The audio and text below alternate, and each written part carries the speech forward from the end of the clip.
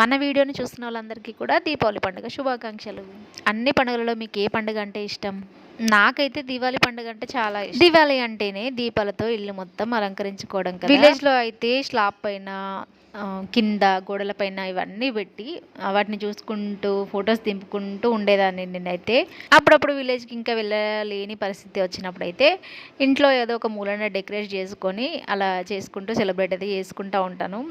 Last year కాదు కానీ last year అయితే అలానే చేసుకున్నాను. ఇంకా పూజ అయితే చేస్తూ ఉన్నాము.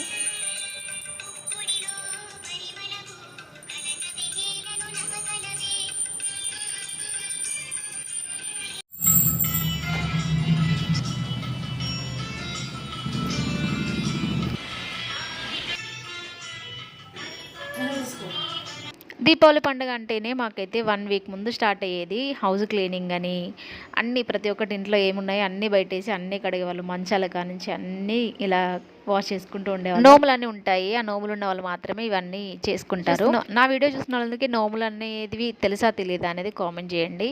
అంటే కొందరికి తెలుసు, కొందరికి తెలియకపోవచ్చు అని.